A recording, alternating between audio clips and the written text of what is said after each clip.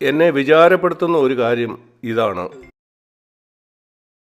അത് മൂപ്പന്മാർക്കുണ്ടാകുന്ന പിന്മാറ്റമാണ്. ഇങ്ങനെ ഉണ്ടായ കാര്യങ്ങൾ കഴിഞ്ഞ കൊല്ലങ്ങളിൽ നാം കണ്ടിട്ടുണ്ട്. ചില മൂപ്പന്മാരെ വീണുപോയി. നമ്മുടെ കൂടെ വളരെ നാളുകളായിട്ടുണ്ടായിരുന്ന ഒരു മൂപ്പൻ ഈ അടുത്ത ഇതുപോലെയുള്ള പിന്മാറ്റത്തിലേക്ക് പോയി.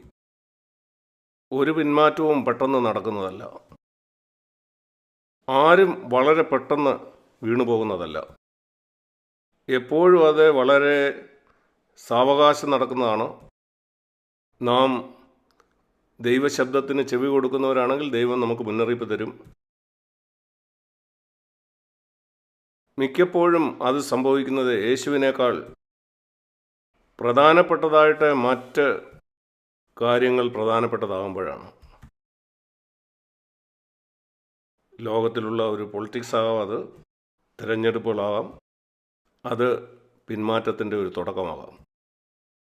യേശു ആയിരിക്കണം നമ്മുടെ ജീവിതത്തിൻ്റെ കേന്ദ്രം. നമ്മൾ ഓടേണ്ടത് യേശുവിനെ നോക്കി മാത്രമാണ്. ഞാൻ ചിന്തിക്കുന്നു ഇത് നമ്മൾ ഊന്നി പറയേണ്ട ഒരു കാര്യമാണ്. ഞാൻ പിന്മാറ്റത്തിൽ പോകില്ലെന്ന് നിങ്ങൾ ചിലർ ചിന്തിക്കുന്നുണ്ടാവും.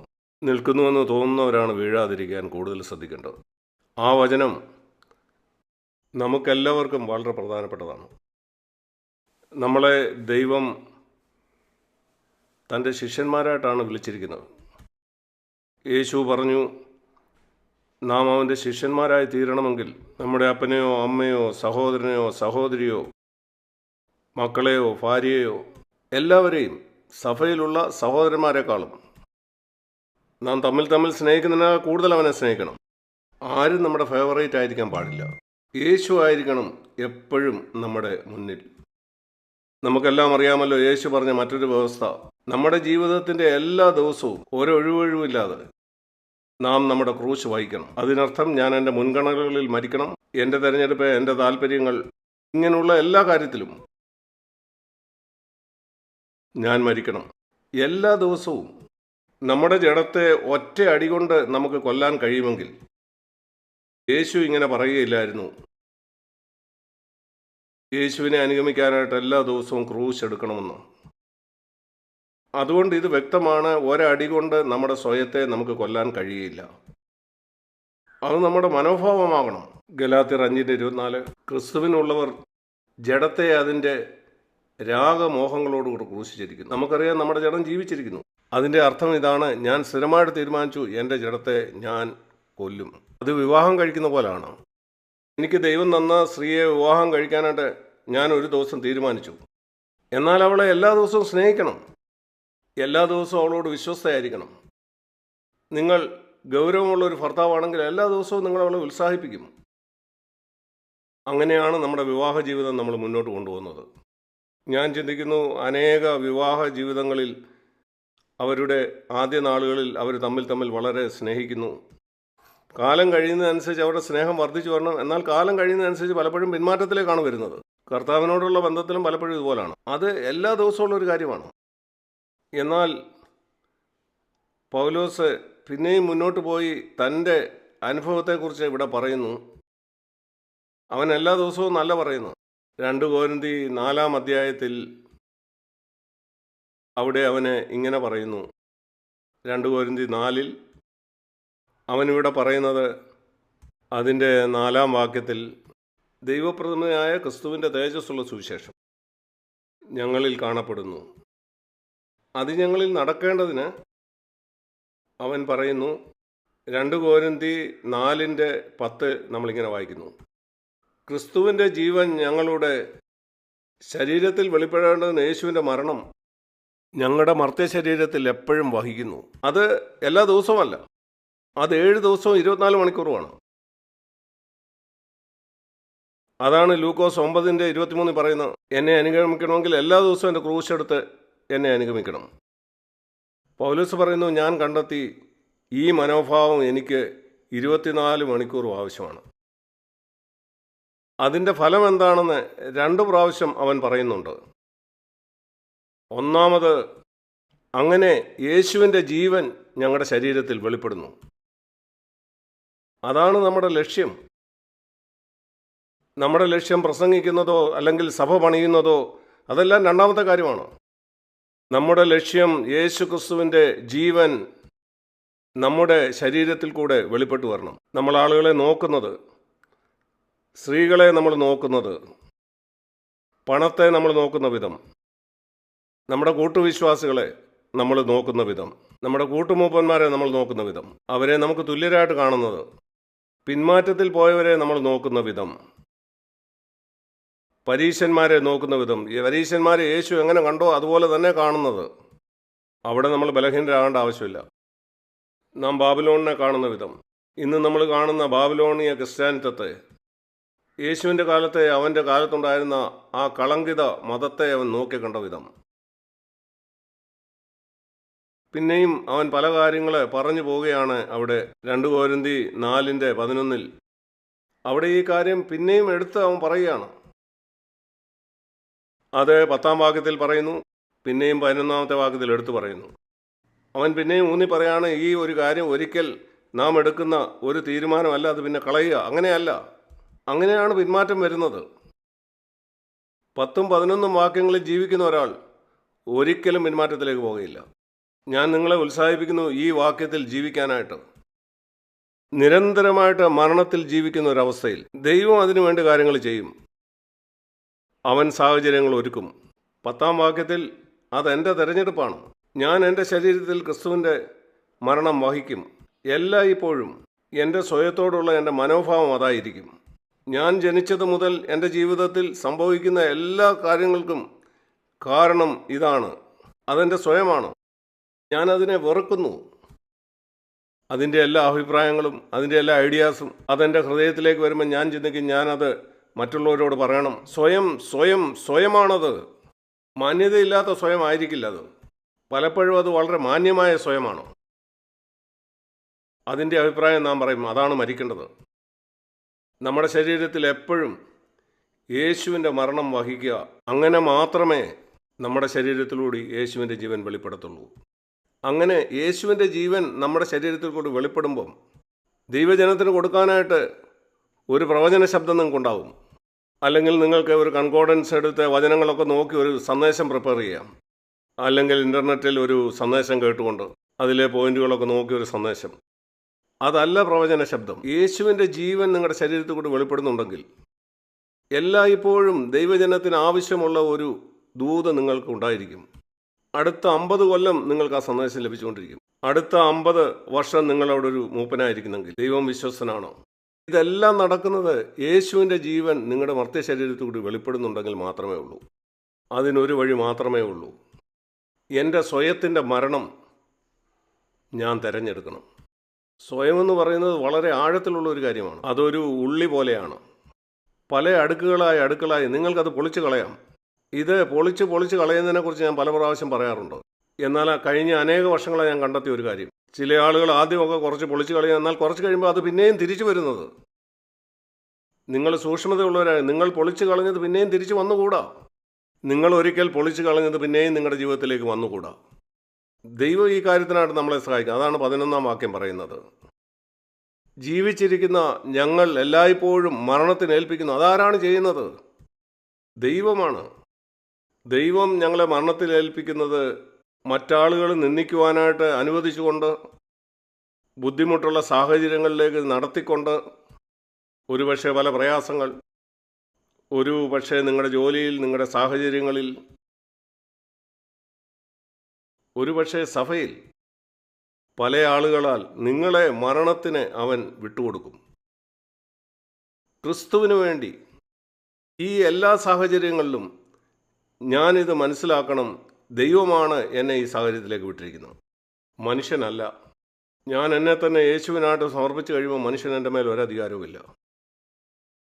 മനുഷ്യൻ എൻ്റെ മേൽ അല്പം പോലും അധികാരമില്ല. അവർക്ക് എന്നെ തൊടാൻ കഴിയത്തില്ല, പിശാചിനും കഴിയില്ല. പ്രിയ സഹോദരന്മാരെ, നിങ്ങൾ ഈ വഴി നടക്കുന്നവനാണെങ്കിൽ ഞാൻ നിങ്ങളോട് പറയാൻ ആഗ്രഹിക്കുന്നു, 1 യോഹന്നാൻ 4:17 പറയുന്നത് പോലെ, അവൻ ഇരിക്കുന്നത് പോലെ നാമും ഈ ലോകത്തിലിരിക്കുന്നു.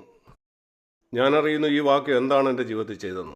1 യോഹന്നാൻ 4:17 യേശു ഇരിക്കുന്നത് പോലെ അതുപോലെയാണ് നിങ്ങളും ഈ ലോകത്തിൽ ഇരിക്കുന്നത്. ഞാനിത് പിശാചിനോടുള്ള ബന്ധത്തിൽ ചിന്തിക്കുവാനിടയായി. അത് യേശു ഒരിക്കലും പിശാചിനെ ഭയന്നില്ല. അങ്ങനെയല്ല ശരിയായിട്ട് പറയേണ്ടത്. ഇങ്ങനെയാണ് പറയേണ്ടത്: പിശാച് യേശുവിനെ ഭയന്നു. യേശു പോയിടത്തെല്ലാം പിശാചുകൾ വിറച്ചു. നാം വായിക്കുന്നുണ്ടല്ലോ, നസറേത്തിലെ ഒരു സിനഗോഗിൽ യേശു സംസാരിച്ചു കൊണ്ടിരുന്നപ്പം ഭൂതഗ്രസ്തനായ ഒരു മനുഷ്യൻ അവിടെ ഉണ്ടായിരുന്നു. അനേക വർഷങ്ങൾ പരീശന്മാർ സംസാരിച്ചുകൊണ്ടിരുമ്പം ഈ ഭൂതഗ്രസ്തൻ അവിടെ സ്വസ്ഥനായിരിക്കുകയായിരുന്നു. നിങ്ങൾ നിങ്ങളുടെ സഭയിൽ സംസാരിച്ചു കൊണ്ടിരിക്കുമ്പോൾ ഒരു ഭൂതഗ്രസ്തന് സ്വസ്ഥനായിരിക്കാൻ കഴിയുമോ? അങ്ങനെ സംഭവിക്കരുത്. അവർക്ക് ബുദ്ധിമുട്ടുണ്ടാകണം. യേശുവിനെ കണ്ടപ്പം അവരെപ്പോഴും ഭയന്നു. യേശുവിനെ കാണുമ്പോൾ പിശാച് എപ്പോഴും ഭയപ്പെടാറുണ്ട്. നമ്മൾ പോകുന്നിടത്തും അങ്ങനെ ആയിരിക്കണം. പിശാച് നിങ്ങളെ ഭയപ്പെടണം. യേശു ക്രിസ്തു ആയിരിക്കുന്ന പോലെ നിങ്ങളും ആയിരിക്കുന്നു എന്നുള്ള വാക്യം കേട്ടപ്പോൾ എൻ്റെ ഹൃദയത്തിലേക്ക് വന്ന ഇതാണ്: 1 യോഹന്നാൻ 4:17, പിശാച് എന്നെ ഭയപ്പെടണം. അത് എൻ്റെ ഹൃദയത്തിലേക്ക് വന്നത് ഒരിക്കൽ ഞാൻ പിശാചിനെ പേടിച്ചു, ഇപ്പം പിശാച് എന്നെ പേടിക്കണം. സഹോദരന്മാരെ, ഇതാണ് ദൈവം നമുക്ക് തന്ന അധികാരം. ഇതല്ല ഒരാൾ നിങ്ങളെ ഒരു മൂപ്പനായിട്ടൊരു സഭയിൽ വെച്ചു, എല്ലാവരും നിങ്ങളെ ബഹുമാനിക്കുന്നു, അതുകൊണ്ട് നിങ്ങൾ പ്രസംഗിക്കുന്ന എല്ലാവരും കേട്ടുകൊണ്ടിരിക്കുന്നു. അതല്ല ദൈവം നമുക്ക് തന്നിരിക്കുന്ന അധികാരം.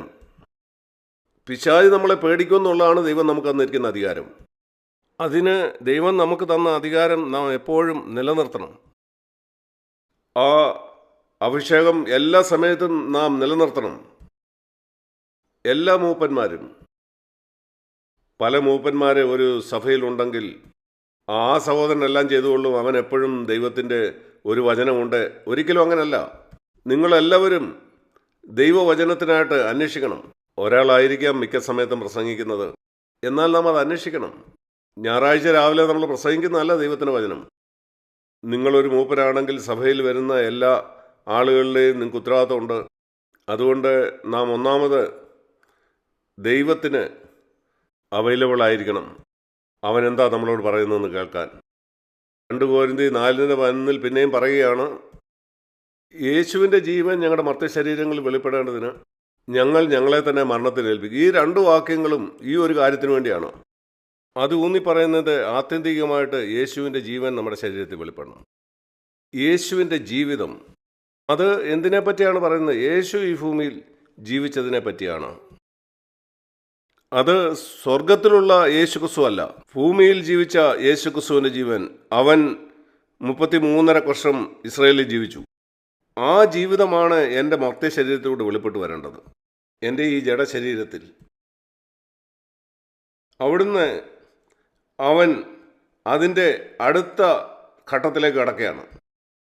ഇവിടെ പറയുന്നു, ഈ മരണം ഞങ്ങളിൽ പ്രവർത്തിക്കുമ്പം ഈ യേശുവിൻ്റെ ജീവൻ ഞങ്ങളിൽ മാത്രമല്ല പ്രതിഫലിക്കുന്നത്, ഈ ജീവൻ മറ്റുള്ളവരിലും ജീവൻ ഉണ്ടാക്കും. നമ്മൾ ഈ കാര്യത്തിൽ സന്തുഷ്ടരായിരിക്കരുത്. ഒരു മീറ്റിങ്ങിന് ശേഷം ആളുകൾ അടുത്തു വന്ന്, സഹോദര, അതൊരു നല്ല സന്ദേശമായിരുന്നു, അതിനകത്തൊരു അഭിഷേകമുണ്ടായിരുന്നു, പ്രവചന ശബ്ദമായിരുന്നു, അത് വിട്ട് മുന്നോട്ട് പോകുക. അതിലൂടെ ദൈവം അവരെ അനുഗ്രഹിച്ചതിന് സ്തോത്രം, അതിലൂടെ ദൈവം അവരെ ഉത്സാഹിപ്പിച്ചതിന് സ്തോത്രം. എന്നാൽ ക്രിസ്തുവിൻ്റെ ജീവൻ അവരിൽ പ്രതിഫലിക്കുന്നില്ലെങ്കിൽ, 12-ാമത്തെ വാക്യം,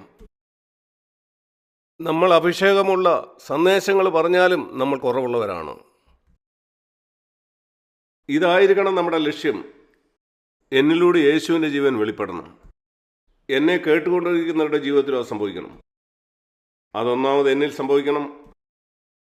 10-ാം വാക്യത്തിൽ ഞാൻ എൻ്റെ ഭാഗം ചെയ്യണം. യേശുവിൻ്റെ മരണം എല്ലാ ദിവസവും 24 മണിക്കൂറും എൻ്റെ ശരീരത്തിൽ ഞാൻ വഹിക്കണം. ദൈവം അതിനായിട്ട് എന്നെ സഹായിക്കും. 11-ാം വാക്യത്തിൽ പറയുന്നത് പോലെ പല സാഹചര്യങ്ങളിലൂടെ എന്നെ മരണത്തിലേക്ക് നടത്തും. അതൊരു പക്ഷേ ഞാൻ ജോലി ചെയ്യുന്ന സ്ഥലമാകാം, എൻ്റെ വീടാകാം, ഒരുപക്ഷെ ഭാര്യയോ ഭർത്താവോ കുഞ്ഞുങ്ങളോ അയലോക്കത്തുകാരോ ആകാം, ഒരുപക്ഷെ സഭയിലുള്ള ആളുകളായിരിക്കാം. ദൈവം നിങ്ങളെ മരണത്തിലേക്ക് നടത്തും. നിങ്ങൾക്ക് മരിക്കാൻ താല്പര്യമുണ്ടോ എന്ന് അവൻ നോക്കും. അതോ നിങ്ങൾ അതിൽ നിന്ന് ഒഴിഞ്ഞു പോകുമോ? ഇത് വളരെ അപകടമാണ്. പ്രത്യേകിച്ച് നിങ്ങൾ അഭിഷേകമുള്ള ഒരു സഹോദരനാണെങ്കിൽ നിങ്ങൾക്ക് ഇതിൽ നിന്ന് ഒഴിഞ്ഞു മാറാൻ കഴിയും. എന്നാൽ നിങ്ങളങ്ങനെ ഒഴിഞ്ഞു മാറിയാൽ നിങ്ങൾക്ക് ആ അഭിഷേകം തുടർന്ന് ലഭിക്കുകയില്ല. അവിടെ ജഡമാണ്. ഇന്ത്യയിലുള്ള ചില സഭയിലെ മൂപ്പന്മാരുടെ ജീവിതത്തിൽ ഇങ്ങനെ സംഭവിക്കുന്നത് ഞാൻ എൻ്റെ ജീവിതത്തിൽ കണ്ടിട്ടുണ്ടോ? ഒരു സമയത്ത് അവരുടെ ജീവിതത്തിൽ ദൈവിക സാക്ഷ്യം ഉണ്ടായിരുന്നുകൊണ്ട് അവർക്കുണ്ടായിരുന്ന ആ സാക്ഷ്യം കൊണ്ട് മരണത്തിനുള്ള അവസരങ്ങൾ അവരുടെ ജീവിതത്തിൽ ഉണ്ടാകുമ്പോൾ അതിൽ നിന്ന് തെന്നി മാറാൻ കഴിയുമെന്ന് അവർ ചിന്തിക്കുന്നു. എന്നാൽ ഞാൻ ദൈവത്തിന് നന്ദി കരയേറ്റുന്നു, അവരിൽ ചിലർ ആ കാര്യത്തെ ഓർത്ത് മാനസാന്തരപ്പെട്ടു. യേശുവിൻ്റെ അധികാരം എന്ന് പറയുന്നത് നമ്മുടെ ജീവിതത്തിൽ യേശുവിൻ്റെ ജീവൻ വെളിപ്പെടുന്നതാണ്. ഈ ദൈവിക അധികാരം എന്ന് പറയുന്നത് മാനുഷിക അധികാരത്തെക്കാൾ വളരെ വ്യത്യസ്തമാണ്. അവന് തൻ്റെ ഏറ്റവും അടുത്ത ശിഷ്യനായിരുന്ന പത്രോസ് നേരെ തിരിഞ്ഞ് ഇങ്ങനെ പറഞ്ഞു, പിശാചെ എന്നെ വിട്ടു പോവൂ, നീ ക്രൂശിൻ്റെ വഴിയല്ല തിരഞ്ഞെടുക്കുന്നത്. തൻ്റെ ഏറ്റവും അടുത്ത ഒരു ശിഷ്യനോട് അവൻ മുറിപ്പെട്ട് യേശുവിനെ അനുഗമിക്കുന്ന നിർത്താൻ സാധ്യതയുണ്ടായിരുന്നു. എന്നാൽ പത്രോസിന് ഈ കാര്യം വളരെ ഉറപ്പുണ്ടായിരുന്നു, യേശു തന്നെ വളരെയധികം സ്നേഹിക്കുന്നുവെന്ന്. അതാണ് ആളുകളെ നമ്മുടെ സഭയോട് ചേർത്ത് നിർത്തുന്നത്. അവരെ തിരുത്തുകയും അവരെ ശാസിക്കുകയും ഒക്കെ ചെയ്യുമ്പോൾ അവർക്ക് അറിയാം അവരോടുള്ള സ്നേഹം അതത്ര വലിയതാണെന്ന്. ആ കാര്യം അവർ തിരിച്ചറിയുമ്പം പിശാചെ എന്നെ വിട്ടുപോ എന്ന് പറഞ്ഞാലും അവർ മുറിപ്പെട്ടു പോകത്തില്ല. ആരെങ്കിലും പിശാചെ എന്ന് വിളിക്കാനുള്ള ആ അധികാരം നമുക്കില്ലായിരിക്കും, യേശുവിനുണ്ടായിരുന്നു. നമ്മുടെ അധികാരം അതിനേക്കാൾ ചെറുതാണ്. നമ്മുടെ ഏറ്റവും അടുത്ത ഒരു ശുശ്രൂഷക്കാരനെ ചിലപ്പോൾ അങ്ങനെ വിളിക്കേണ്ടി വരും. അത് കേട്ടവർ മുറിപ്പെട്ടാൽ അവരുടെ ജീവിതത്തിൽ യേശുവിനോട് എത്രമാത്രം ബന്ധമുള്ളതിൻ്റെ ഒരു സൂചനയായിരിക്കും അത്. എന്നാൽ പത്രോസ് മുറിപ്പെട്ടില്ല. ഞാൻ വിശ്വസിക്കുന്ന ഏതാണ്ട് ആ സമയത്ത് തന്നെ യേശു മത്തായിയുടെ ലേഖനവും യോഹന്നാന്റെ ലേഖനത്തിലും നമുക്കത് കാണാം. നിനക്കും പോകാൻ മനസ്സുണ്ടോ? പിശാച് എന്നെ വിട്ടു പോ, നിനക്കും പോകണമോ? അവൻ പറഞ്ഞു, കർത്താവേ, ഞങ്ങൾ എങ്ങോട്ട് പോകും? നീ പറയുന്നത് നിത്യജീവൻ്റെ മൊഴികളല്ലയോ? എന്തൊരു ബന്ധമായിരുന്നു പത്രോസും യേശുവും തമ്മിൽ. അവനെ ആ ക്രൂശിൻ്റെ വഴി വിട്ടുകളയുന്നതിന് ശാസിച്ചപ്പം, കർത്താവേ ക്രൂശിലേക്ക് പോകരുത് എന്നവൻ പറഞ്ഞപ്പം, അവനെ ശാസിക്കുകയും പിശാചെന്ന് വിളിക്കുകയും ചെയ്തപ്പം അവൻ ആ വാക്കുകളെ നിത്യജീവൻ്റെ മൊഴികളായിട്ട് അവനെടുത്തു. നിങ്ങൾ കൂട്ടായ്മ കൂടുന്ന ആളുകൾ ഇങ്ങനെ ഒരു സ്ഥാനത്തേക്ക് വരുന്നത് വളരെ മനോഹരമാണ്. നിങ്ങളവരെ ശാസിക്കുകയോ അവരുടെ തെറ്റ് തിരുത്തുകയോ ചെയ്യുമ്പോൾ അത് നിത്യജീവൻ്റെ മൊഴികളായിട്ട് അവർക്ക് എടുക്കാൻ കഴിയുമെങ്കിൽ, അവർ മുതിർന്നവരാണെങ്കിൽ പെട്ടെന്ന് അത് മനസ്സിലാവും. ആ വളർച്ചയില്ലെങ്കിൽ അവർ ചില ദിവസങ്ങളോ ചില ആഴ്ചകളോ എടുത്തുനിന്ന് വരും. ദൈവമാണ് അവരോട് സംസാരിച്ചെന്ന്, ആ വാക്കുകൾ നിത്യജീവൻ്റെ മൊഴികളായിരുന്നെന്ന്. പ്രിയ സഹോദരന്മാരെ, നാം ഈ കാര്യം വളരെയധികം ശ്രദ്ധിക്കണം. പിന്മാറ്റം നമ്മുടെ ജീവിതത്തിൽ ഏത് സമയത്തും സംഭവിക്കാം. നമ്മളെ രക്ഷിക്കാൻ കഴിയുന്നത് ദിനം ദിനം അവൻ്റെ ക്രൂശ് എടുക്കുക മാത്രമാണ്. എൻ്റെ ക്രിസ്തീയ ജീവിതത്തിൻ്റെ ആരംഭകാലം മുതൽ എൻ്റെ ഹീറോ ആയിരുന്ന രണ്ടുപേര്, അത് പഴയ നിയമത്തിലെ ഏലിയാവും പുതിയ നിയമത്തിലെ സ്നാപക യോഹന്നാനുമാണ്. യേശു കഴിഞ്ഞാൽ മനുഷ്യരുടെ ഇടയിൽ യോഹന്നാൻ സ്നാപകൻ പറഞ്ഞ രണ്ട് കാര്യങ്ങൾ എൻ്റെ ഹൃദയത്തെ സ്വാധീനിച്ചു. ഇപ്പം നാം പറഞ്ഞ ഈ കാര്യത്തോടുള്ള ബന്ധത്തിൽ യേശുവിൻ്റെ ജീവൻ നമ്മുടെ മർത്യശരീരത്തിൽ വെളിപ്പെടുന്നതുമായിട്ട് ബന്ധപ്പെട്ട് യോഹന്നാൻ 3 യോഹന്നാൻ്റെ ശിഷ്യന്മാരിൽ ചിലർ യോഹന്നാനോട് ഇങ്ങനെ പറഞ്ഞു. അവർ പറഞ്ഞു, റബി, യോഹന്നാൻ 3:26, നിന്റെ ചില ശിഷ്യന്മാർ, നീയാണ് ഇവരെ വിശ്വാസത്തിലേക്ക് കൊണ്ടുവന്ന, അവർ നിന്റെ ശിഷ്യന്മാരാണ്, എന്നാൽ ഇപ്പോൾ അവർ നിന്നെ വിട്ടിട്ട് യേശു എന്ന് പറയുന്ന ഈ മനുഷ്യന് പിന്നാലെ അവർ പോകുന്നു. അവർ ഇപ്പോൾ യേശുവിൻ്റെ പിന്നാലെയാണ് പോകുന്നത്. ഇങ്ങനെ ഒരു ചെറിയ കാര്യമെങ്കിലും നമ്മുടെ ജീവിതത്തിലുണ്ടോ? മറ്റൊരു മൂപ്പൻ കൂടുതൽ അംഗീകരിക്കപ്പെടുന്നത്, അല്ലെങ്കിൽ നിങ്ങളുടെ കൂട്ടുമൂപ്പനെയാണ് സഭയിലുള്ള ആളുകൾ കൂടുതൽ ബഹുമാനിക്കുന്നത്? യോഹന്നാനെ പോലെ നിങ്ങൾക്ക് പറയാൻ കഴിയുമോ? ശരി, യോഹന്നാൻ 3:27, സ്വർഗത്തിൽ നിന്നും കൊടുത്തിട്ടല്ലാതെ മനുഷ്യനൊന്നും ലഭിക്കാൻ കഴിയുകയില്ല. ഇങ്ങനെയുള്ള ദൈവ ഭക്തരായ മൂപ്പന്മാരെയാണ് നമുക്ക് ആവശ്യം. അവർ സന്തോഷിക്കുന്നു ആളുകൾ മറ്റേ മൂപ്പൻ്റെ കൂടെ പോകുന്ന സമയത്ത് തൻ്റെ പിന്നാലെ അല്ല. അതാണ് ദൈവഭക്തി. അങ്ങനെയുള്ളവരാണ് സഭ പണിയുന്നത്. അല്ലാത്തവർ അവരവരുടെ രാജ്യം പണിയുകയാണ്. മറ്റുള്ളവർക്കത് മനസ്സിലാകുന്നില്ലായിരിക്കാം, എന്നാൽ പിശാചിന് മനസ്സിലാക്കുന്നുണ്ട്. ഇവൻ തൻ്റെ രാജ്യം പണിയുകയാണ്. പുതിയ നിയമത്തിൻ്റെ പേരൊക്കെ പറഞ്ഞാണ് അത് ചെയ്യുന്നത്. അവർ ബാബിലോണിനെ പറ്റിയൊക്കെ പറയും, അത് വെറും വാക്കുകൾ മാത്രമായിരിക്കും. അവൻ പറയുകയാണ്, ഞാൻ സന്തോഷിക്കുന്നു ആളുകൾ അവൻ്റെ പിന്നാലെ പോകുന്നതിൽ. ഞാൻ പിന്നോട്ട് മാറുകയാണ്, ആളുകൾ അവൻ്റെ കൂട്ട് പോകുന്നു. എത്ര മനോഹരമായ കാര്യമാണത്. എൻ്റെ സന്തോഷം പൂർണ്ണമായിരിക്കുന്നു. ഇതേക്കുറിച്ച് ചിന്തിച്ചു നോക്കൂ. മറ്റേ മൂപ്പൻ അറിയപ്പെടുന്നതിൽ അവൻ വളരെ വിഷമത്തോടെ അംഗീകരിച്ചു കൊടുക്കുകയല്ല. അവൻ പറയുകയാണ്, ഞാൻ വളരെ ആവേശം കൊള്ളുന്നു, ഞാൻ സന്തുഷ്ടനാണ് ഇങ്ങനെ സംഭവിക്കുന്നതിൽ. എൻ്റെ പിന്നാലെ വളരെ പിന്നെ വന്ന ഒരാൾ ഇപ്പോൾ എൻ്റെ മുന്നിലായിരിക്കുന്നു. ഇങ്ങനെയുള്ള ആളുകളാണ് സഭ പണിയുന്നത്.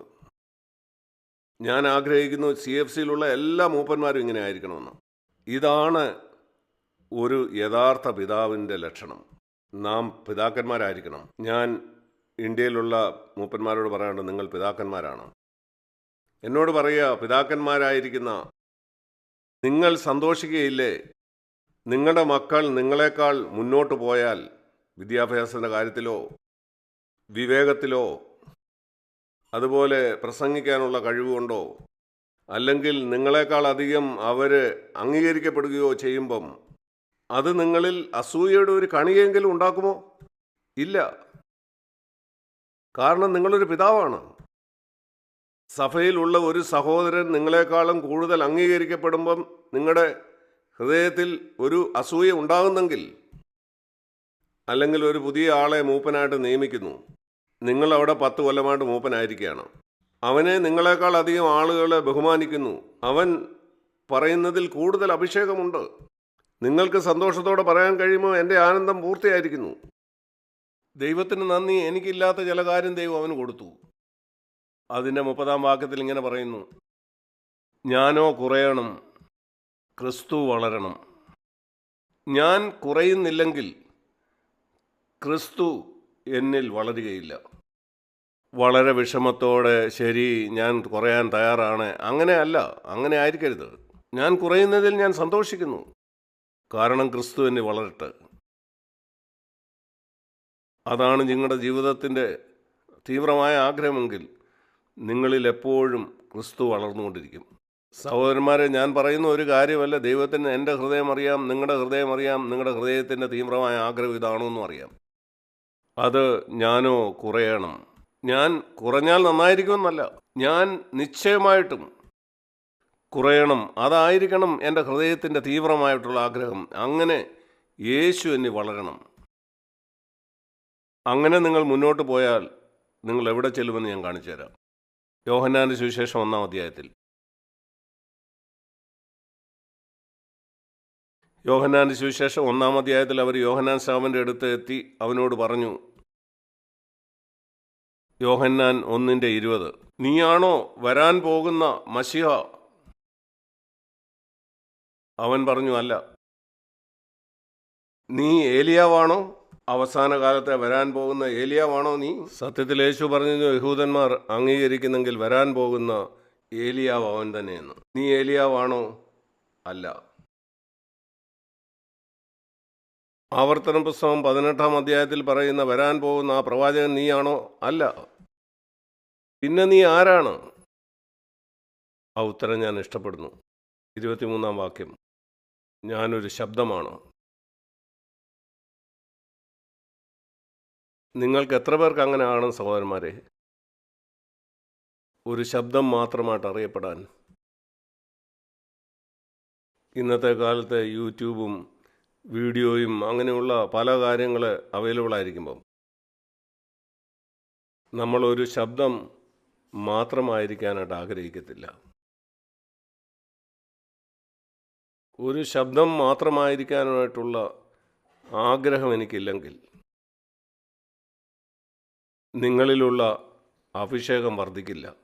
ഒരു പക്ഷെങ്കിൽ നിങ്ങൾക്ക് അഭിഷേകം ഉണ്ടായിരിക്കും, എന്നാൽ അത് ഒരു നിലയിലായിരിക്കും. ക്രിസ്തു സ്വഭാവത്തിലുള്ള വളർച്ചയും അഭിഷേകത്തിലുള്ള വളർച്ചയുമാണ് യഥാർത്ഥ വളർച്ച. വെളിപാടിലുള്ള വളർച്ച, അതിനെയാണ് വളർച്ചയെന്ന് പറയുന്നത്. കുഞ്ഞുങ്ങൾ സ്കൂളിൽ പോകുമ്പം അവർ കൂടുതൽ ഇംഗ്ലീഷ് പഠിക്കുന്നു, അവർ കണക്ക് കൂടുതൽ പഠിക്കുന്നു, ഫിസിക്സ്, കെമിസ്ട്രി, ബയോളജി ഇതുപോലെയുള്ള എല്ലാ മേഖലകളിലും അവർ വളരുന്നു. ഒരു കാര്യത്തിൽ മാത്രമല്ല. പഠിക്കാൻ മോശമായ ഒരു കുട്ടിയാണ് ഒരു കാര്യത്തിൽ മാത്രം വളർത്തുന്നത്. അതുകൊണ്ട് നമ്മുടെ അഭിഷേകത്തിൽ ഒരു വളർച്ച ഉണ്ടായിരിക്കണം. അതിൻ്റെ ലക്ഷണം ഇതാണ്: നമ്മുടെ സ്വന്തം കണ്ണിൽ നമ്മൾ ചെറുതായിക്കൊണ്ടിരിക്കും. കൂടുതൽ കൂടുതൽ ആളുകൾ നമ്മളെ സാധാരണ സഹോദരനായിട്ട് കാണും. നമ്മളെന്തോ പ്രധാനപ്പെട്ട ആളായിട്ട് അവർക്ക് തോന്നില്ല. നിങ്ങൾക്കറിയാമോ, പല പ്രസംഗകരും ഈ ബാബിലോണി സിസ്റ്റത്തിൽ വലിയ ആളുകളാണ്. നമ്മളൊരു പക്ഷെങ്കിൽ ബോഡി ഗാർഡ് ഒക്കെ കൂടെ നടക്കുന്നത് പോലെയുള്ള വലിയ പ്രസംഗകരായിരിക്കുകയില്ല. നമ്മളെ അവരെ പോലെ അല്ല എന്ന കാര്യത്തിൽ നമ്മൾ പ്രശംസിക്കേണ്ട. നമ്മൾ സാധാരണ സഹോദരന്മാരായിരിക്കണം. ആളുകൾക്ക് നമ്മുടെ തോളെ തട്ടി സുഖമാണോ എന്ന് ചോദിക്കാൻ കഴിയണം. നിങ്ങളുടെ പുറത്ത് അവർ തട്ടുമ്പം നിങ്ങൾ മുറിപ്പെട്ടു പോകരുത്. ഇല്ല, നമ്മൾ വെറും സാധാരണ സഹോദരന്മാരാണ്. ഞാൻ ചിന്തിക്കുന്നത് നിങ്ങളങ്ങനെ തുടരുമെന്ന്. സഭയിലുള്ള ചെറുപ്പക്കാരുടെ ഇടയിൽ പോലും അങ്ങനെ ആയിരിക്കാൻ ഞാൻ ആഗ്രഹിക്കുന്നു. നിങ്ങൾക്കറിയാമോ, ഇന്ത്യയിൽ പ്രായമായ സഹോദരന്മാരെ സാധാരണ അങ്കിൾ അങ്കിൾ അങ്കിൾ എന്നാണ് വിളിക്കുന്നത്. ഞാൻ ഇവരോട് പറയാറുണ്ട്, നിങ്ങൾ 14-15 വയസ്സ് വരെ എന്നെ അങ്കിളെന്ന് വിളിക്കാം, അത് കഴിഞ്ഞാൽ ബ്രദർ സാക്ക് എന്ന് വിളിക്കണം. എല്ലാ കാലത്തും നിങ്ങൾ അങ്കിളായിരിക്കാൻ ഞാൻ ആഗ്രഹിക്കുന്നില്ല. ക്രിസ്തുവിൽ നിങ്ങളുടെ സഹോദരനായിരിക്കാൻ ഞാൻ ആഗ്രഹിക്കുന്നു. നിങ്ങളൊരു 15 വയസ്സൊക്കെ ആകുമ്പോഴത്തേലും നിങ്ങളൊരു സഹോദരനായിരിക്കണം. അങ്ങനെ ആയിരിക്കണം. ഒരു സഹോദരനായിരിക്കുക. സാക്ക് ബ്രദർ എന്ന് വിളിക്കുക. ഞാൻ നിങ്ങളുടെ സഹോദരനായിരിക്കാൻ ആഗ്രഹിക്കുന്നു. നിങ്ങളും എൻ്റെ സഹോദരനായിരിക്കാൻ ഞാൻ ആഗ്രഹിക്കുന്നു. നമുക്ക് പഴയ നിയമത്തിൽ കാണാൻ കഴിയുന്ന ഒരു വലിയ മുന്നറിയിപ്പാണ് ശൗലിൻ്റെ ജീവിതം. തന്നെ തന്നെ ദിവസവും വിധിക്കാത്ത ഒരു പ്രസംഗകനെ പോലാണ് ശൗലിൻ്റെ ജീവിതം. അങ്ങനെ ഒരുവൻ യേശുവിനെ പ്രതിഫലിപ്പിക്കുന്നില്ല. നമുക്ക് 1 ശമൂവേലിലേക്ക് പോകാം. അതിൻ്റെ 9-ാം അധ്യായം. ശൗൽ എങ്ങനെയാ തുടങ്ങിയത്? അവിടെ ശമൂവേൽ ശൗലിൻ്റെ അടുക്കൽ ചെല്ലുമ്പോൾ അവന് ആരുമല്ലായിരുന്നു. അവൻ കഴുതയെ അന്വേഷിച്ച് നടക്കുകയായിരുന്നു. അവൻ്റെ അപ്പൻ്റെ കഴുതകളെ കാണാനില്ലായിരുന്നു. ആ കഴുതകളെ അന്വേഷിച്ച് നടക്കുകയായിരുന്നു. അപ്പോൾ ശമൂവേൽ പറയുന്നു, നിന്നെ രാജാവാക്കാൻ പോവുകയാണ്. 9:21 ശൗൽ അതിന് പറയുന്ന മറുപടി നിങ്ങൾ കേൾക്കുക. 1 ശമൂവേൽ 9:21. ഞാൻ ഇസ്രായേൽ ഗോത്രങ്ങളിൽ ഏറ്റവും ചെറുതായ ബെന്യാമീൻ ഗോത്രക്കാരനല്ലോ. യാക്കോബിൻ്റെ ഏറ്റവും ഇളയ പുത്രനായിരുന്നു ബെഞ്ചമിൻ. ശൗല് പറയുകയാണ്, ഞാൻ ആ ഗോത്രത്തിലുള്ള ആളാണ്. അതൊരു ചെറിയ ഗോത്രമാണ്. ആ ഗോത്രത്തിൽ തന്നെ എല്ലാ ബെന്യാമീൻ കുടുംബങ്ങളിലും വെച്ച് ഏറ്റവും ചെറിയ കുടുംബം എൻ്റേതാണ്. പിന്നെ നീ എങ്ങനെയാണ് പറയുന്നത് എല്ലാ ഇസ്രയേലും എന്നെ അന്വേഷിക്കുന്നതെന്ന് 20-ാം വാക്യത്തിൽ? ഞാൻ ഒരിക്കലും അതിന് യോഗ്യനായ ഒരാളല്ല. അല്ല അല്ല അല്ല. അങ്ങനെയാണ് അവൻ തുടങ്ങിയത്. ഇങ്ങനെ തന്നെയാണ് നമ്മിൽ പലരും തുടങ്ങിയത്. എന്നാൽ ആത്യന്തികമായിട്ട് അവർ ഒരു രാജാവിനെ കണ്ടുപിടിക്കാൻ കുറി ഇട്ട് നോക്കുന്ന സമയത്ത് നാം 10-ാം അധ്യായത്തിൽ വായിക്കുന്നു, ഒന്നൊന്നായിട്ട് അവർ ചീട്ടിട്ടു. 1 ശമൂവേൽ 10:21 അവർ ബെഞ്ചമിൻ ഗോത്രക്കാരെ തിരഞ്ഞെടുക്കപ്പെടുന്നു. ആ 12 ഗോത്രങ്ങളിൽ നിന്ന് ആരായിരിക്കണം അടുത്ത രാജാവെന്ന് കണ്ടുപിടിക്കാൻ അവർ ചീട്ടിടുകയാണ്. ആ ഗോത്രത്തിൽ നിന്ന് മത്രിയുടെ കുടുംബം തിരഞ്ഞെടുക്കപ്പെടുന്നു. 1 ശമൂവേൽ 10:21. ആ കുടുംബത്തിൽ നിന്ന് കുശിൻ്റെ മകനായ ശൗല് തിരഞ്ഞെടുക്കപ്പെടുന്നു. ശമൂവേലിൽ നിന്ന് ദൈവം തന്നെയാണ് രാജാവായിട്ട് തിരഞ്ഞെടുത്തിരിക്കുന്നത് എന്നറിയാവുന്നതുകൊണ്ട് ശൗൽ അതിനുവേണ്ടി ഒരുങ്ങി നിൽക്കുകയാണെന്ന് നമ്മൾ ചിന്തിക്കും. ശമൂവേൽ അവനോട് പറഞ്ഞതുകൊണ്ട് അവൻ രാജാവാകാനായിട്ട് തയ്യാറായിട്ട് നിൽക്കുകയല്ലായിരുന്നു. അവനെ അവിടെ കാണാനില്ലായിരുന്നു. അവർക്ക് അവനെ കണ്ടെത്താൻ കഴിഞ്ഞില്ല. അവൻ പോയി സാധനങ്ങളുടെ ഇടയിൽ ഒളിച്ചിരിക്കുകയായിരുന്നു. എനിക്കറിയില്ല, അവിടെ ഉണ്ടായിരുന്ന ഒത്തിരി പെട്ടുകളുടെ ഇടയിൽ അവൻ തന്നെ ഒളിച്ചു വയ്ക്കുകയായിരുന്നു. ചിന്തിച്ചു നോക്കൂ, അവൻ എത്രമാത്രം താഴ്മയുള്ള ഒരാളായിരുന്നു. അവൻ അവിടെ അഭിനയിക്കുകയായിരുന്നില്ല. ഇല്ല ഇല്ല, ഞാനതിന് യോഗ്യനല്ല. അങ്ങനെയല്ല, അവനൊരു വ്യാജമായ താഴ്മയിലായിരുന്നില്ല. ഒരു താഴ്മയുടെ ഭാവം. അവൻ ശരിയായ താഴ്മയുള്ളവൻ. അവൻ ശരിയായിട്ട് ചിന്തിച്ചു ഞാൻ ഇതിന് യോഗ്യനല്ലെന്ന്. അത് പൗലോസ് പറഞ്ഞ പോലെ അപ്പോസ്തലനാകാൻ ഞാൻ യോഗ്യനല്ല. അവനത് അർത്ഥമാക്കിയാണ് പരിശുദ്ധാത്മാവിൽ പറഞ്ഞത്. എനിക്കറിയില്ല നിങ്ങളങ്ങനെ ചിന്തിക്കുന്നുവെന്ന്. ഞാനൊരു മൂപ്പനാകാൻ യോഗ്യനല്ല. ഇത്ര ഉന്നതമായ വിളിക്ക് ഞാൻ യോഗ്യനല്ല. അതോ യേശുക്രിസ്തുവിൻ്റെ ശരീരത്തെക്കുറിച്ച് വളരെ താഴ്ന്ന നിലവാരത്തിൽ ചിന്തിച്ചുകൊണ്ട് ഞാൻ യോഗ്യനാണ്, ഞാനതിന് യോഗ്യനായതുകൊണ്ടാണ് എന്നെ തിരഞ്ഞെടുത്തത്, അതുകൊണ്ടാണ് മറ്റാരെയും തിരഞ്ഞെടുക്കാതിരുന്നത്. ശൗൽ എങ്ങനെയാണ് തുടങ്ങിയത്? എന്നാൽ കുറച്ച് കഴിഞ്ഞപ്പം അവൻ ഇസ്രയേലിൻ്റെ മൂപ്പൻ ആയിക്കഴിഞ്ഞപ്പം 1 ശമൂവേലിൽ നാം വായിക്കുന്നു, 1 ശമൂവേൽ 13:8 നീ 7 ദിവസം കാത്തിരിക്കണം, അതിനുശേഷം ഞാൻ വന്ന് യാഗം കഴിക്കും. പഴയ നിയമത്തിൽ ഇങ്ങനെ ഒരു കൽപ്പന ഉണ്ടായിരുന്നു. യാഗം കഴിക്കാൻ രാജാവിന് അനുവാദമുണ്ടായിരുന്നില്ല. ഒരു രാജാവിനും പുരോഹിതനാകാൻ കഴിയുമായിരുന്നില്ല. അതുപോലെ ഇസ്രയേലിൽ ഒരു പുരോഹിതനും രാജാവാകാൻ കഴിയുമായിരുന്നില്ല. അത് യേശുവിന് വേണ്ടി കരുതി വച്ചിരുന്നതാണ്. അവൻ മാത്രമാണ് മൽക്കീസദേക്കിനെ പോലെ രാജാവും പുരോഹിതനുമായിരുന്നു. അത് ഉൽപ്പത്തി 14 ഇസ്രയേൽ ഉരുവാകുന്നതിന് മുമ്പ്. എന്നാൽ ഇസ്രയേൽ ഒരു രാജാവിനും പുരോഹിതനാകാൻ കഴിയുമായിരുന്നില്ല. അതുകൊണ്ട് ശമൂവേൽ പറഞ്ഞു ഞാൻ വന്ന് യാഗം കഴിക്കും. അങ്ങനെ അവൻ ശമൂവേലിനായിട്ട് കാത്തിരുന്നു. എന്നാൽ ശമൂവേൽ വന്നില്ല. 13:8 അപ്പോൾ ശൗല് പറഞ്ഞു, ശരി, കൊണ്ടുവരിക, ഞാൻ യാഗം കഴിക്കാം. ദൈവം എന്നെ ഇത്രയധികം അഭിഷേകം ചെയ്തു, ഫെലിസ്ത്യരെയൊക്കെ തോൽപ്പിക്കാൻ എനിക്ക് കഴിഞ്ഞു, എന്നിൽ കൂടെ ദൈവം വൻ കാര്യങ്ങൾ ചെയ്തു. അതുകൊണ്ട് ചില കാര്യങ്ങളിൽ ദൈവം എന്നെ സഹായിച്ചു, ചില മേഖലകളിൽ ദൈവം നമുക്ക് സാക്ഷ്യം തന്നു, അതുകൊണ്ട് എനിക്ക് മറ്റു കാര്യങ്ങളും ചെയ്യാമെന്ന് നാം ചിന്തിക്കുക.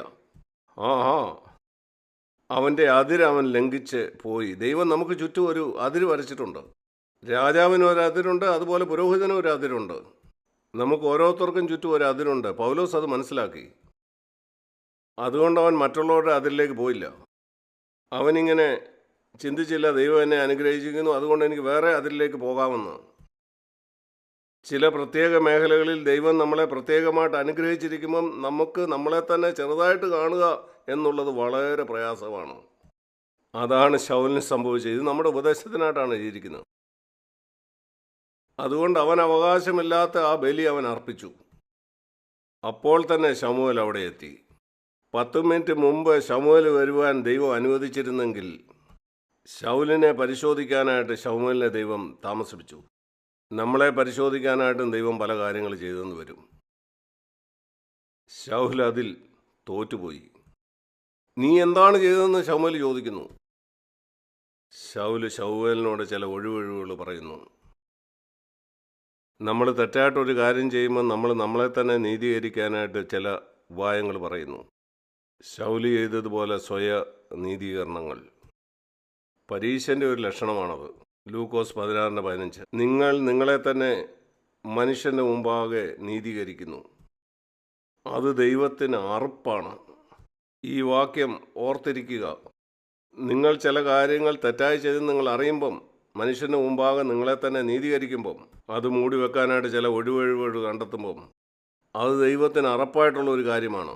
ലൂക്കോസ് 16:15 നിങ്ങൾ നിങ്ങളെ തന്നെ മനുഷ്യൻ്റെ മുമ്പാകെ നീതീകരിക്കുന്നു. ഇവിടെ ശൗല് തന്നെ നീതീകരിക്കുന്നു. അവൻ പറഞ്ഞു, ആളുകളെ ചെതറിപ്പോയിക്കൊണ്ടിരിക്കുകയായിരുന്നു, നീ വരാമെന്ന പറയുന്ന സമയത്ത് നീ എത്തിയില്ല. ഇവിടെ നോക്കൂ, അവൻ എന്താണ് നഷ്ടപ്പെട്ടത്? അതിൻ്റെ 13-ാമത്തെ വാക്യം, നീ ദൈവത്തിൻ്റെ കൽപ്പന അനുസരിച്ചില്ല. ഈ വാക്യം വായിക്കുക. 1 ശമൂവേൽ 13:13 യഹോവ ഇസ്രയേലിൽ നിന്റെ രാജ്യത്വം എന്നേക്കുമായിട്ട് സ്ഥിരപ്പെടുത്തുമായിരുന്നു. ഇനിയും അവനെ ചെയ്യില്ല. ഇപ്പോൾ ദൈവം തൻ്റെ ഹൃദയപ്രകാരമുള്ള മറ്റൊരാളെ അന്വേഷിക്കുകയാണ്. ആ സമയത്ത് ദാവീദ് ജനിച്ചിട്ടില്ലായിരുന്നു. ശൗല് രാജാവായപ്പം ദാവീദ് ജനിച്ചിട്ടില്ലായിരുന്നു. ശൗല് 40 കൊല്ലം രാജാവായിട്ട് വാണു. ദാവീദിന് 30 വയസ്സുള്ളപ്പോഴാണ് അവൻ രാജാവായത്. ശൗലിനെ രാജാവായിട്ട് വാഴിച്ചപ്പം ദാവീദ് ജനിച്ചിട്ട് പോലും ഇല്ലായിരുന്നു. എന്നാൽ അവനെയാണ് ദൈവം രാജാവായിട്ട് തൻ്റെ ജനത്തിൻ്റെ മേലെ നിയമിച്ചത്. മറ്റൊരു കാര്യം കൂടെ നിങ്ങളെ കാണിക്കാൻ ആഗ്രഹിക്കുന്നു. എല്ലാം നിങ്ങളെ കാണിക്കാൻ സമയമില്ലെങ്കിലും അധ്യായം 13, 14, 15 വളരെ മനോഹരമായ അധ്യായങ്ങളാണ്. അവിടെ ശൗൽ എങ്ങനെ ആ പിന്മാറ്റത്തിലേക്ക് പോയെന്ന് നമുക്ക് കാണാം. ആ ഒരു മുന്നറിയിപ്പിന് ശേഷവും അവൻ അതിനെ ഗൗരവത്തിൽ കണ്ടില്ല. 15-ാം അധ്യായത്തിൽ ദൈവം അവനോട് പറഞ്ഞു, നീ പോയി എല്ലാത്തിനെയും നശിപ്പിച്ച് കളയണം എന്ന് പറഞ്ഞു. എന്നാൽ ശൗല് തൻ്റെ ബുദ്ധി കൊണ്ട്, തൻ്റെ മാനുഷിക കഴിവുകളാൽ എന്തിനിതിനെ എല്ലാം കൊന്നുകളയണം, നല്ല ആടുകളെ ദൈവത്തിന് യാഗം കഴിക്കാൻ ഉപയോഗിച്ചുകൂടെ? 15-ാം അധ്യായത്തിലെ കഥ നിങ്ങൾക്കറിയാം. അവൻ നല്ല ആടുകളെ അവൻ സൂക്ഷിച്ചു. എന്നാൽ ശമൂവേൽ വന്നപ്പോൾ അവൻ പറയുകയാണ്, ഞാൻ ദൈവം കൽപ്പിച്ചതുപോലെ എല്ലാം ചെയ്തു. എന്നാൽ ശമൂവേൽ അവനോട് ചോദിച്ചു, ഞാൻ കേൾക്കുന്ന ഈ ആടുകളുടെ കരച്ചിൽ എന്താണ്?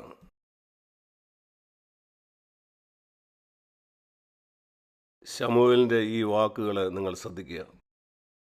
22-ാം വാക്യത്തിൽ, നീ ദൈവത്തിന് യാഗം കഴിക്കാൻ ആഗ്രഹിക്കുന്നു, നീ ചിന്തിക്കുന്നോ അനുസരണത്തെക്കാൾ ദൈവം നിന്റെ യാഗത്തിലാണ് പ്രസാദിക്കുന്നതെന്ന്? യാഗത്തെക്കാളും അനുസരണമാണ് ദൈവത്തിന് വേണ്ടിയത്. ഞാൻ ചിന്തിക്കുന്നു, മൂപ്പന്മാരായിരിക്കുന്ന നിങ്ങളെല്ലാവരും എന്തെങ്കിലുമൊക്കെ യാഗം കഴിച്ചിട്ടുള്ളവരാണ്. നിങ്ങളിൽ എല്ലാവരും നിങ്ങളുടെ കുടുംബത്തോടു കൂടെ ചെലവഴിക്കേണ്ട സമയങ്ങൾ നിങ്ങൾ യാഗം അർപ്പിച്ചിട്ടുണ്ടാകാം. നിങ്ങളുടെ കുടുംബത്തോടുകൂടെ ചെലവഴിക്കാൻ കഴിയുന്ന സമയമായിരുന്നത്. അത് ദൈവജനത്തെ സേവിക്കാനായിട്ട് നിങ്ങൾ യാഗം അർപ്പിച്ചിട്ടുണ്ടായിരിക്കാം. മറ്റ് യാഗങ്ങളും ഉണ്ടായിരിക്കാം. ഒരു പക്ഷെങ്കിൽ സാമ്പത്തികമായിട്ടുള്ള കാര്യങ്ങൾ, നിങ്ങളുടെ വീട്ടിലെ സൗകര്യങ്ങൾ ഒരു പക്ഷെങ്കിൽ. എനിക്കത് അറിയാം. ആരംഭകാലത്ത് ഏതാണ്ട് 6 കൊല്ലം എൻ്റെ വീട്ടിലായിരുന്നു സഭ കൂടിക്കൊണ്ടിരുന്നത്. 1975-ൽ സഭ തുടങ്ങിയപ്പോൾ എൻ്റെ ഭാര്യയ്ക്കായിരുന്നു അത് കൂടുതലായിട്ട് അനുഭവിക്കേണ്ടി വന്നത്. ഇങ്ങനെ നിങ്ങൾ കർത്താവിന് വേണ്ടി ചെയ്ത ത്യാഗങ്ങളെ ഓർത്ത് നിങ്ങൾക്ക് നിങ്ങളെ തന്നെ പുകഴ്ത്തിക്കൊണ്ട് ജീവിക്കാം. എന്നാൽ കാൽവറിയിൽ യേശു ചെയ്തതിൻ്റെ ഒരു തുള്ളി പോലും അതില്ലെന്ന് നിങ്ങൾ മറന്നുപോകാം. അതുകൊണ്ട് ക്രൂശിൻ്റെ ദർശനം നമ്മൾ ഒരിക്കലും മറന്നു കളയരുത്. ദൈവം അവനോട് ചോദിക്കുകയാണ്, എനിക്ക് എന്തിനാണ് ഈ യാഗങ്ങളെല്ലാം? അനുസരിക്കുന്നതാണ് യാഗത്തേക്കാൾ എനിക്ക് പ്രസാദം. 15-22. നിങ്ങൾ ഒരു മൂപ്പനായി ഇരുന്നു കൊണ്ട് നിങ്ങൾ ചെയ്ത എല്ലാ ത്യാഗങ്ങളും ഒരു വിലയുമില്ലാത്തതാണ്.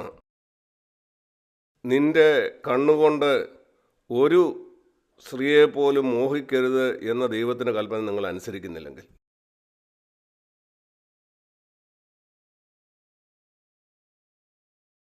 അശ്ലീല ചിത്രം കാണുന്നത് മറന്നു കളയുക. നിങ്ങളുടെ കമ്പ്യൂട്ടറിൽ ശരിയായ വസ്ത്രം ധരിക്കാത്ത ഒരു സ്ത്രീയെ നിങ്ങളുടെ കമ്പ്യൂട്ടറിൻ്റെ സ്ക്രീനിൽ നിങ്ങൾ മറ്റെന്തെങ്കിലും ചെയ്തുകൊണ്ടിരിക്കുകയായിരിക്കാം. കാണുമ്പം നിങ്ങൾക്കിങ്ങനെ പറയാം, ഞാൻ അത് കാണുകയല്ലായിരുന്നു, ഞാൻ ഇത് കണ്ടുകൊണ്ടിരിക്കുകയായിരുന്നു. നിന്റെ കണ്ണത് കാണരുതെന്നുള്ള കൽപ്പന അനുസരിക്കുന്നതാണ് നിങ്ങൾ ചെയ്ത മറ്റെല്ലാ ത്യാഗത്തെക്കാളും ദൈവം നോക്കുന്നത്.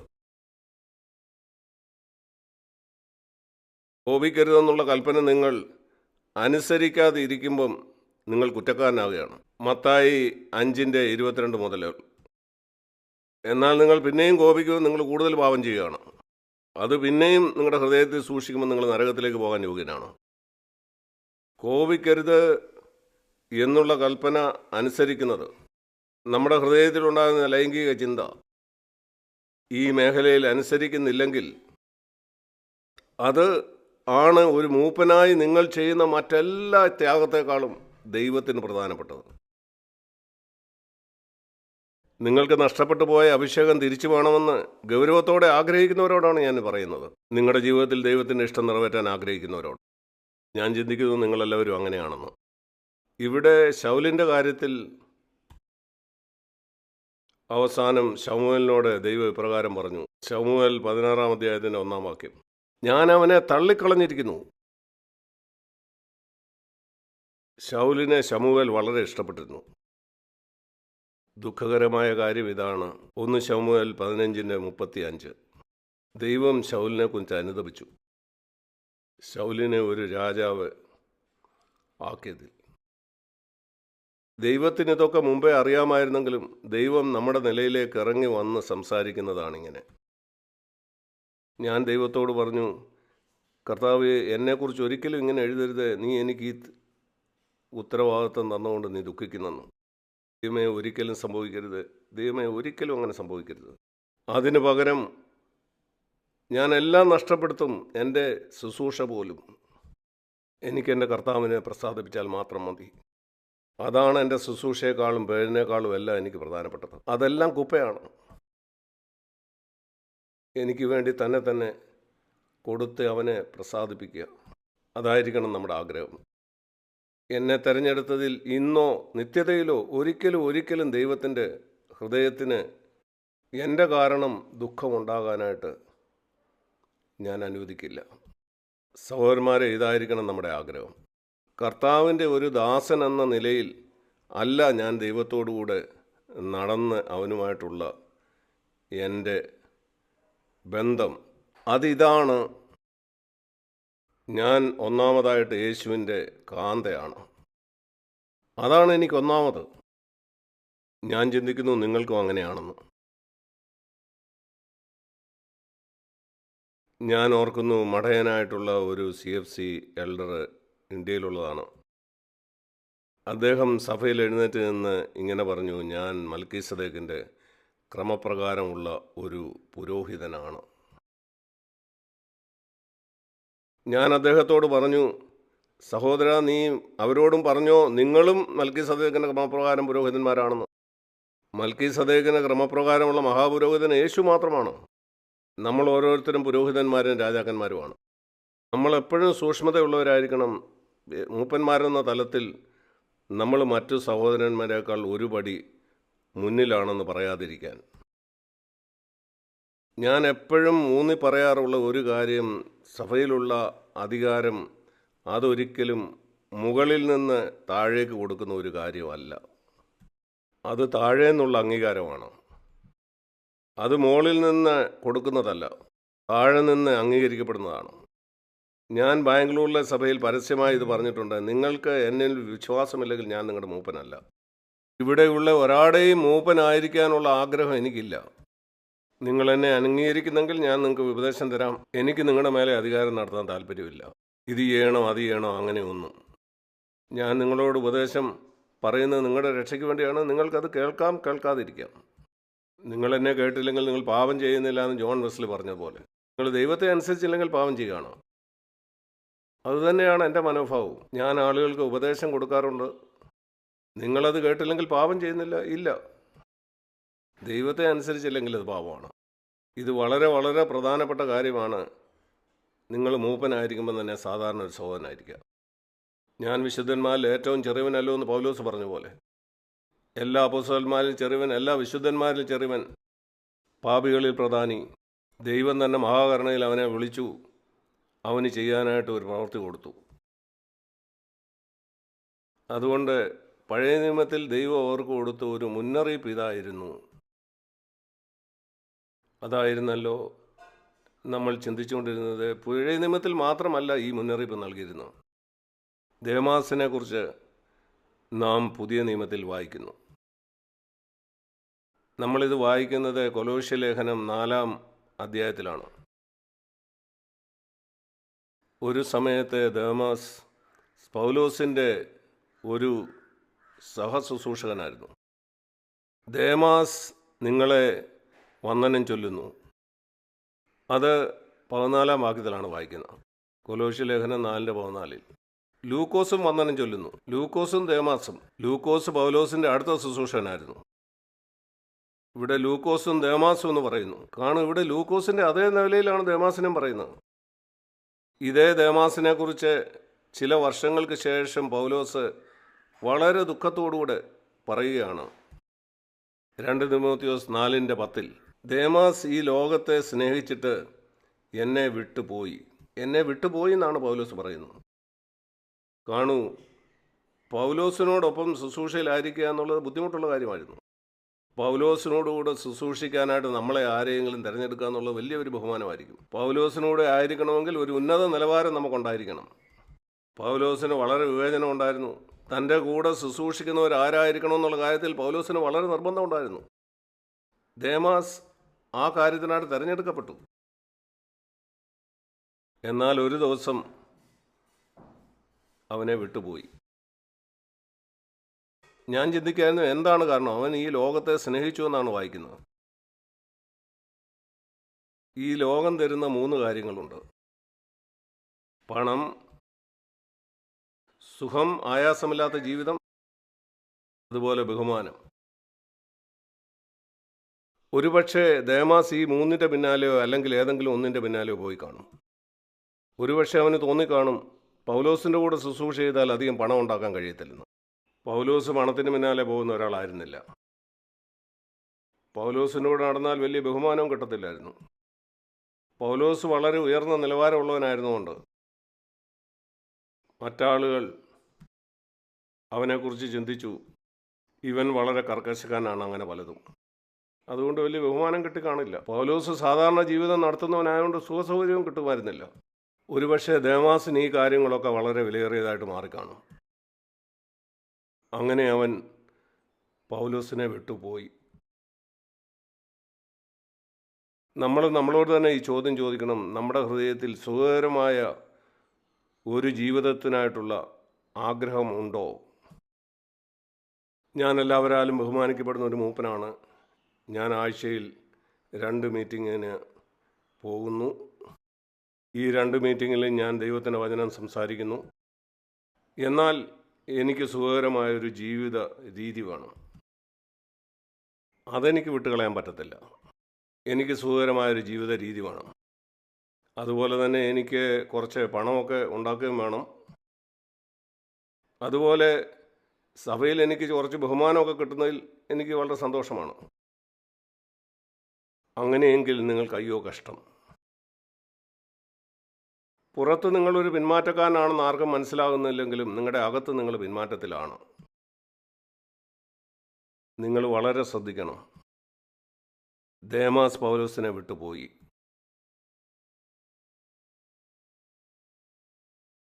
വേറെ ചില ഉദാഹരണങ്ങളോട് നമുക്കിവിടെ കാണാൻ കഴിയും.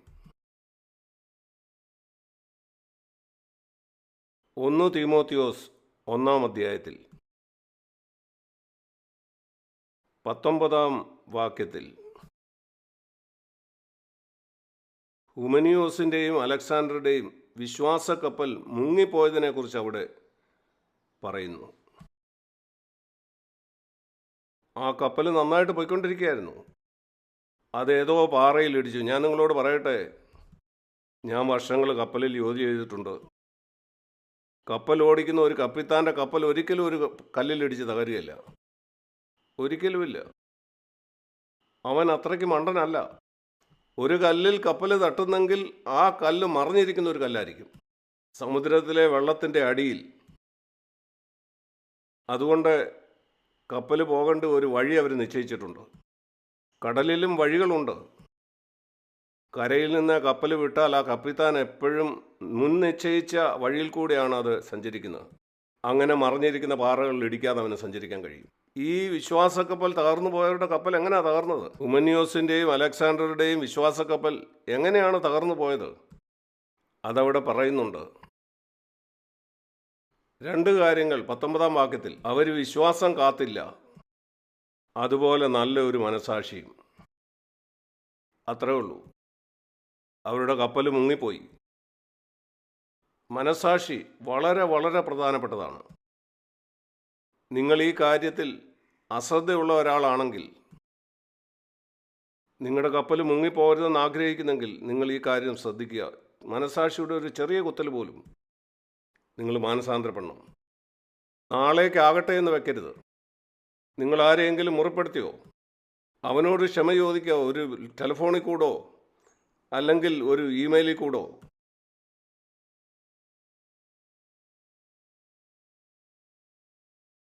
അപ്പോൾ തന്നെ ഒരുപക്ഷെ നിങ്ങളുടെ ഭാര്യയാകാം. ഞാൻ ചിന്തിക്കുന്നു നിങ്ങളെല്ലാവരും നിങ്ങളുടെ ഭാര്യമാരോട് ക്ഷമ ചോദിക്കുന്നവരാണ്. അറിയാതെ പോലും നിങ്ങൾ അവരെ വേദനിപ്പിച്ചിട്ടുണ്ടെങ്കിൽ ഒരുപക്ഷെ തെറ്റിദ്ധാരണയായിരിക്കാം. ക്ഷമിക്കണം, എന്നോട് ക്ഷമിക്കണം പ്രിയപ്പെട്ടവളെ. ഞാൻ കൂടുതൽ ശ്രദ്ധിക്കണമായിരുന്നു. പെട്ടെന്ന് തന്നെ അതാണ് നല്ല മനസാക്ഷി. ഒരു സഹോദരനോടായിക്കോട്ടെ, എൻ്റെ ഇളയ മകനേക്കാൾ എളുപ്പമായവരോട് ഞാൻ ക്ഷമ ചോദിച്ചിട്ടുണ്ട്. ചിലപ്പം എൻ്റെ സംസാരത്തിൽ ഏതെങ്കിലും ഒരു തെറ്റ് പറ്റിയാൽ ഞാൻ പിന്നീട് തിരിച്ചറിയുന്നു അത് അവൻ്റെ തെറ്റല്ലെന്ന്. ഞാൻ അവൻ്റെ അടുക്കൽ പോയി, സഹോദര, ഞാൻ അത് തെറ്റായിട്ട് മനസ്സിലാക്കി, ഞാൻ ക്ഷമ ചോദിക്കുന്നു, എന്നോട് ക്ഷമിക്കണേ. ഈ അടുത്ത സമയത്ത് ഒരു സഭയിലുള്ള ഒരു കൂട്ടം ആളുകളോട് എനിക്ക് ക്ഷമ ചോദിക്കേണ്ടതായിട്ട് വന്നു. ഞാൻ അവരുടെ ഇടയിലുള്ള മൂത്ത സഹോദരന്മാരോട് ഇങ്ങനെ പറഞ്ഞു, ഞാൻ ശരിയായിട്ടും അറിഞ്ഞില്ല, നിങ്ങളുടെ മൂപ്പൻ നിങ്ങളെ ശരിയായിട്ടല്ല കൈകാര്യം ചെയ്യുന്നതെന്ന്. എന്നോട് ക്ഷമിക്കണം, ഞാനത് കണ്ടുപിടിക്കാനായിട്ട് താമസിച്ചു പോയി. ഞാൻ അത് ദൈവത്തിൽ നിന്ന് കേൾക്കേണ്ടതായിരുന്നു. അത് കുറേ നാളുകൾ അങ്ങനെ പോയി. ക്ഷമിക്കണം, ഞാനത് അറിഞ്ഞില്ല. നാം കാണുന്നു അപ്പോസ്തലപ്രവൃത്തി 24:16 പൗലോസ് പറയുന്നു, ദൈവത്തിൻ്റെയും മനുഷ്യരുടെയും മുമ്പാകെ ഞാൻ എൻ്റെ മനസാക്ഷി എപ്പോഴും ശുദ്ധമായിട്ട് സൂക്ഷിക്കുന്നു. അതാണൊന്ന്. അടുത്തത് വിശ്വാസമാണ്. വിശ്വാസവും നല്ല മനസാക്ഷിയും. വിശ്വാസം എന്ന് പറയുന്നത് എന്തു തന്നെ സംഭവിച്ചാലും എനിക്ക് മനസ്സിലാകാത്ത 101 കാര്യം എങ്കിലും ഞാൻ വിശ്വസിക്കുന്നു ദൈവം എന്നെ സ്നേഹിക്കുന്നെന്ന്. എനിക്കറിയില്ല എങ്ങനെ ഇത് സംഭവിച്ചെന്നോ ഇതെങ്ങനെയാണ് ഇങ്ങനെ ആയെന്നോ എന്നും അറിയില്ല. എന്നാൽ ദൈവം എന്നെ സ്നേഹിക്കുന്നു, അതെനിക്കറിയാം. ദൈവം അവന് വേണ്ടി ജീവിക്കാനും അവനെ ശുശ്രൂഷിക്കാനും എന്നെ തിരഞ്ഞെടുത്തു, അതിനൊരു വ്യത്യാസവുമില്ല. അത് ഞാൻ ഒരിക്കലും സംശയിക്കില്ല. ദൈവം നിങ്ങളെ ഒരു മൂപ്പനായി വിളിച്ചു, ഒരിക്കലും അത് സംശയിക്കരുത്. ഇവിടെയും അവിടെയും ചില പ്രശ്നങ്ങൾ ഉള്ളതുകൊണ്ട് അത് നിങ്ങൾ സംശയിക്കരുത്. ലോകം മുഴുവൻ നിങ്ങൾക്കെതിരായിക്കോട്ടെ, അത് സാരമില്ല. ലോകം മുഴുവനും എതിരാകുന്നതിൽ എനിക്ക് പ്രശ്നമില്ല. ലോകം മുഴുവനും എന്നെ പിശാചെന്ന് വിളിക്കുക, എനിക്കറിയാം എന്നെ വിളിച്ച വിളി. അതിൽ ഉറപ്പുള്ളവനായിരിക്കുക. ഒരിക്കലും ആ വിശ്വാസം വിട്ടുകളയരുത്. അത് അഹങ്കാരമല്ല. എന്തു സംഭവിച്ചാലും ദൈവം എന്നെ സ്നേഹിക്കുന്നു, അത് നിഗളമല്ല. ദൈവത്തിൻ്റെ സ്നേഹത്തെക്കുറിച്ച് നിങ്ങളുടെ ഹൃദയത്തിൽ ഒരു സംശയം ഉണ്ടാകാതിരിക്കട്ടെ. പ്രിയ സഹോദരന്മാരെ, ഞാൻ നിങ്ങളോട് ശക്തമായിട്ട് സംസാരിച്ചെങ്കിൽ ഞാൻ ക്ഷമ ചോദിക്കുന്നു. എൻ്റെ ഹൃദയത്തിൻ്റെ ഭാരമാണ് ഞാൻ ഷെയർ ചെയ്തത്. ഞാൻ പറഞ്ഞതുപോലെ നിങ്ങൾ ചെയ്താൽ നിങ്ങൾ ഒരിക്കലും നിരാശനാവില്ല. എൻ്റെ ജീവിതത്തിൻ്റെ ഒരു ലക്ഷ്യം ഇതാണ്: ഒരിക്കലും ഒരു മോശം മാനസികാവസ്ഥയിൽ ഇരിക്കാതിരിക്കാൻ. എന്ത് സംഭവിച്ചാലും 24 മണിക്കൂറും എന്ത് സംഭവിച്ചു എന്ത് സംഭവിച്ചില്ല, ഞാൻ പറയും ദൈവം എപ്പോഴും സിംഹാസനത്തിലുണ്ട്, അതിനൊരു വ്യത്യാസവുമില്ല. യേശു എനിക്കാണ്ട് മരിക്കുകയും ഉയർത്തെഴുന്നേൽക്കുകയും ചെയ്തു, പിശാച് തോൽപ്പിക്കപ്പെട്ടു. അതുപോലെ എൻ്റെ രക്ഷിതാവിൻ്റെ കൂടെ, എൻ്റെ പിതാവിൻ്റെ കൂടെ എല്ലാ കാലവും വസിക്കാമെന്നുള്ള ഭാഗ്യം എൻ്റെ മുന്നിലുണ്ട്. ഇങ്ങനെയുള്ള പ്രധാനപ്പെട്ട കാര്യങ്ങളെല്ലാം അവിടെ ഉണ്ട്. ചെറിയ ചെറിയ കാര്യങ്ങൾക്കൊക്കെ പ്രശ്നങ്ങൾ കാണും. എപ്പോഴും സന്തോഷത്തോടു കൂടി ഇരിക്കുക. ഒരിക്കലും ഒരു മോശം മാനസികാവസ്ഥയിൽ ഇരിക്കാതിരിക്കുക. പൗലോസ് പറഞ്ഞു, മറ്റുള്ളവരോട് എനിക്ക് പ്രസംഗിക്കാം, എന്നാൽ ഈ മേഖലകളിൽ ഞാൻ അച്ചടക്കമില്ലാത്തവനാണെങ്കിൽ ഞാൻ അവസാനം അയോഗ്യനായി മാറും. അതുകൊണ്ട് ഈ കാര്യങ്ങൾ വളരെ ഗൗരവത്തിലെടുക്കാനായിട്ട് ഞാൻ ആഗ്രഹിക്കുന്നു. സഹോദരന്മാരെ, ഞാൻ നിങ്ങളെ വെല്ലുവിളിക്കുകയാണ്. ഈ വെല്ലുവിളികൾ ഞാൻ എൻ്റെ ജീവിതത്തിൽ എല്ലാ ദിവസവും ഗൗരവമായിട്ടെടുക്കുന്നു. ദൈവം നിങ്ങളെ അനുഗ്രഹിക്കട്ടെ. നിങ്ങളെൻ്റെ സഹോദരന്മാരായിരിക്കുന്നതിന് ഞാൻ നന്ദി പറയുന്നു. എൻ്റെ കൂട്ടുവേലക്കാർ, ഞാനും നിങ്ങളുടെ കൂട്ടുവേലക്കാരനും സഹോദരനുമാണ്. നമ്മുടെ തലകളെ വണക്കാം, നമുക്ക് പ്രാർത്ഥിക്കാം. അതിനുശേഷം നിങ്ങൾക്ക് എല്ലാവർക്കും 1 മണിക്കൂർ അല്പാൽപ്പം പങ്കുവയ്ക്കാം. നമ്മൾ 60-70 പേരുണ്ട്. നിങ്ങൾക്ക് 2-3 മിനിറ്റ് ഉപയോഗിക്കാം, നിങ്ങൾ ഓരോരുത്തർക്കും. ഞങ്ങളുടെ സ്വർഗീയ പിതാവേ, ദയവായിട്ട് അവസാനത്തോളം വിശ്വസ്തരായിരിക്കാൻ ഞങ്ങളെ സഹായിക്കണേ. ഞങ്ങളുടെ ചുറ്റും അഴുകൽ നടക്കുന്നു കർത്താവേ. സഹായമില്ലാത്തവരെ സഹായിക്കുന്നവനെ ഞങ്ങളോടുകൂടെ വസിക്കുകയും ഞങ്ങളെ സഹായിക്കുകയും ചെയ്യണേ. അവിടുന്ന് അങ്ങനെ ചെയ്യുമല്ലോ. ഞങ്ങളങ്ങിൽ വസിച്ചുകൊണ്ട് ഞങ്ങളുടെ ഭാഗം ചെയ്യാൻ ഞങ്ങളെ സഹായിക്കണേ.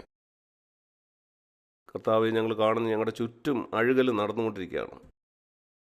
നന്ദി കർത്താവെ, നീ ഞങ്ങളെ സഹായിക്കുമല്ലോ കർത്താവെ. ഞങ്ങളെക്കുറിച്ച് തന്നെ ചെറുതായിട്ട് ചിന്തിക്കാനും അങ്ങനെ നിന്റെ കൃപ നിരന്തരമായിട്ട് അനുഭവിക്കാനും ഞങ്ങളെ സഹായിക്കണം. യേശുവിൻ നാമത്തിൽ പ്രാർത്ഥിക്കുന്നു. ആമീൻ. സഹോദരന്മാരെ, നന്ദി.